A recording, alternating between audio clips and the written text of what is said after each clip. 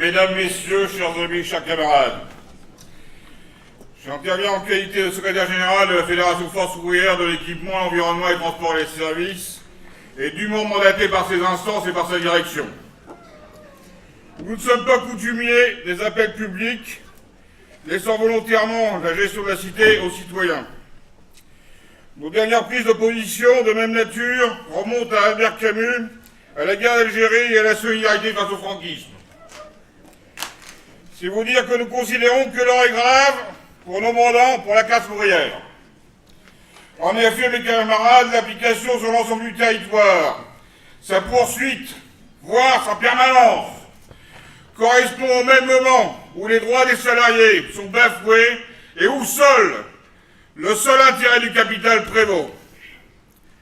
De plus, mes camarades, selon ces mesures liberticides, tout militant syndicaliste peut, du jour au lendemain, ne serait-ce que parce qu'il s'oppose à leur établi, par exemple un plan de licenciement, être en but d'un état policier dans le cadre de l'état d'urgence et être emprisonné. Oui, il est vrai que nous, militants syndicalistes, avons des comportements que tout préfet peut juger être des menaces à partir de ces simples présomptions, et à ce titre, nous pouvons être assignés à résidence. Concernant l'attaque frontale, elle vient principalement du gouvernement, qui, comme ses prédécesseurs, tient à retirer tous les droits particuliers aux salariés pour les protéger et ne plus considérer qu'ils subissent ce fameux lien de subordination, tant défendu dans le Code du travail. Monsieur Absalem l'avait exprimé en son temps en disant très clairement qu'il ne comprenait pas.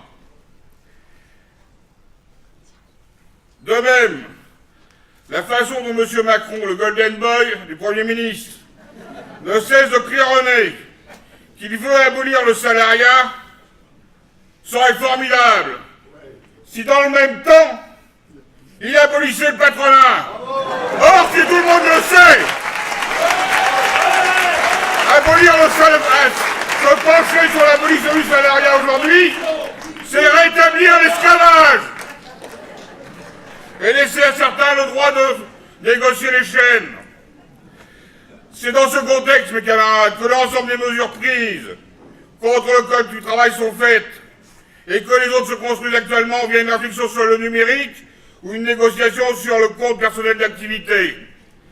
Or, les patrons comme le gouvernement savent que leurs mauvais coups, les contre-réformes, à un moment donné, vont créer la révolte chez les travailleurs.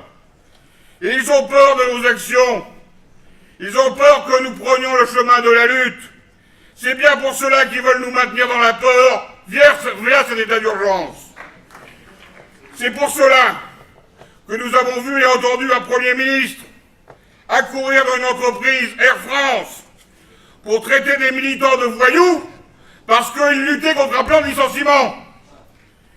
De la même façon, c'est bien les pouvoirs publics qui poursuivent les militants de Goodyear avec, au final, la prison ferme pour nos camarades. Et nous ne pouvons pas l'accepter.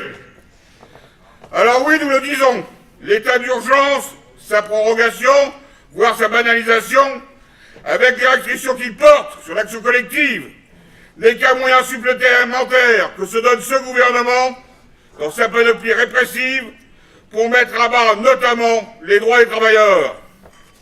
L'état d'urgence fait partie aussi des garanties à donner à M. Gattaz pour que M. Macron puisse continuer à détricoter le Code du travail. Le Premier ministre joue ainsi le rôle qu'il a tant rêvé, celui de Georges Clemenceau.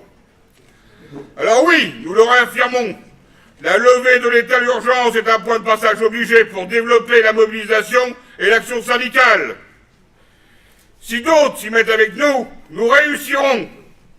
La liberté doit gagner, nous n'avons pas le choix.